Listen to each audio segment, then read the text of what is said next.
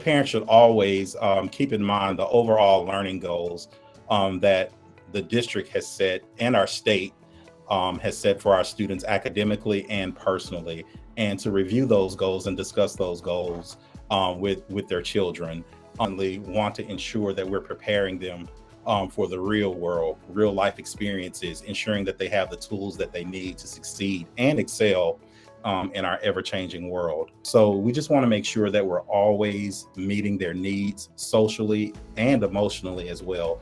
The emotional component is such a huge part of what we do each and every day, or addressing the social emotional part of their lives. Preparing students and reminding them for what's coming up. State testing is coming. Preparations for next school year. Graduation if students are seniors. Students who may be transitioning to another school at the end of the year, at the beginning of the next year. Just such a busy but exciting time across the district. First thing is, trying to develop, some communication with your kid. And like you said, middle schoolers and high schoolers are not the ones to come home and tell you all about their day. I have an elementary age daughter, and she'll tell me every single event that happened. And I know, by the time they're in middle school and you ask them, how was your day? It was fine. And that may be all you get. And so you kind of have to press them a little bit and ask them some specific questions. What did you do in the English class today? What are you studying in math right now? Just to try to open up some dialogue with them so that they see you taking an interest in what they're doing every day, because that's going to help them see that you see it as important as well. So that's one thing that parents can do. As far as just keeping up to date with the things, like with grades, parents all have access to Active Parent, where you can go in online and see all of your students' grades as soon as they're posted. You can access those. If you ever have trouble accessing that, just call the school. We're happy to help.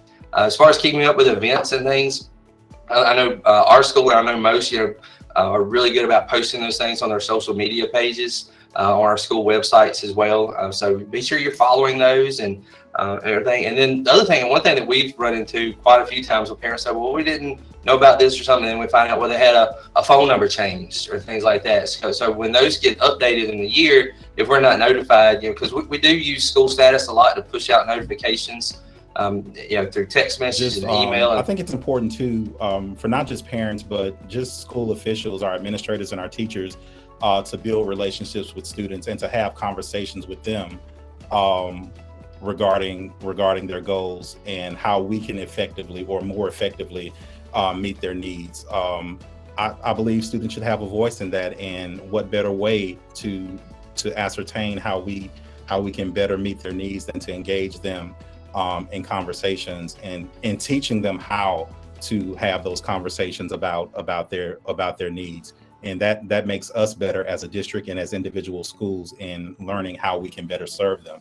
And as Mr. Mason stated, just from living in the age of social media, we do our best to update our websites and to post all the important events that are happening across the district. But from the district office's perspective, parents, what I would encourage you guys to do is to attend school board meetings, to review the agendas that are posted monthly when school board meetings are about to occur. You'll glean lots of information from that agenda, and from attending those meetings, it gives you a clear idea or an indication of the priorities of our district and some of the issues that we face as educators globally and across the state, and as an individual school district. So I would encourage parents to really review those minutes and attend board meetings when they're held.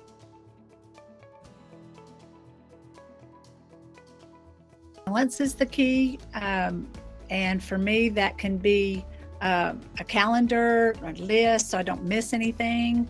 But just being aware of everything the others have spoken to, and then prioritizing those things. So you have things you want to do outside of school, you have extracurricular things, and you have your academic goals. So first of all, to know exactly what those are, and then to prioritize them as such makes a difference, because you want to put your time in on the things that have the highest priority to you. So, and if we don't make a plan, then we may find that the things that aren't as high a priority are taking more of our time, and it doesn't allow you to give yourself to the things that are most important to you.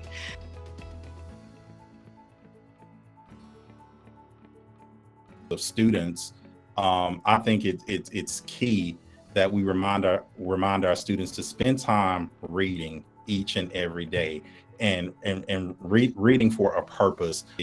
Or reading is vital to not only their academic success, but for their personal success, their personal growth as well. And we know that research suggests that reading reduces stress, it helps you relax, it improves your concentration, vocabulary, your knowledge, etc. So I think it's important that we encourage students to always spend time reading each and every night for a specific purpose, even if it's for entertainment value. We need that's the key to their success.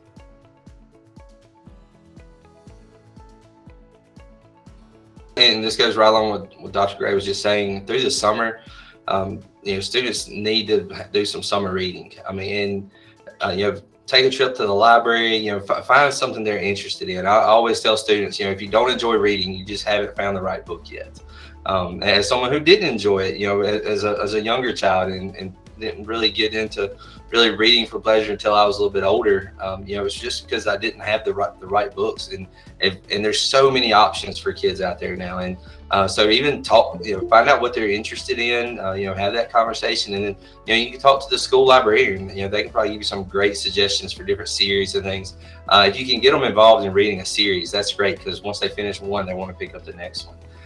So doing some summer reading, through the summer is just so crucial for students. It keeps their brain active, and it keeps them off of screens all summer. And that's one of the worst things you can do is have a child, spend most of their summer sitting in front of a screen. Even if they're engaging in things on that, it's just not the same level of brain activities.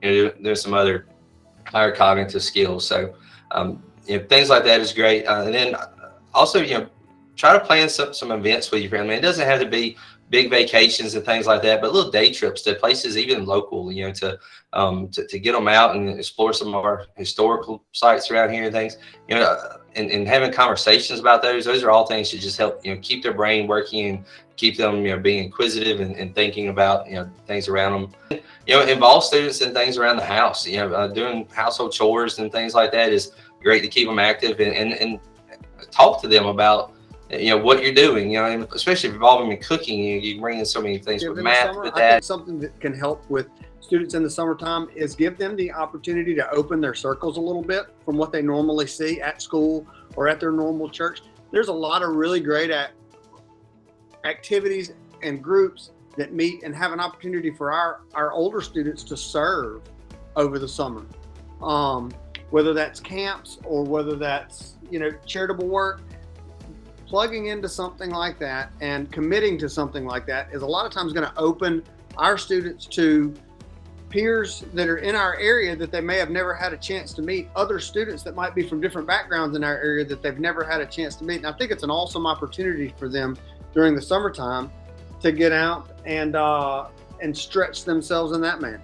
And parents, academically, I would always suggest visit the Mississippi Department of Education's website, www.mdek12.org, and specifically click on families, and you'll find a plethora of resources for you to consider or to help with learning loss, academic retention, and continued learning opportunities during the summer and during the upcoming school year.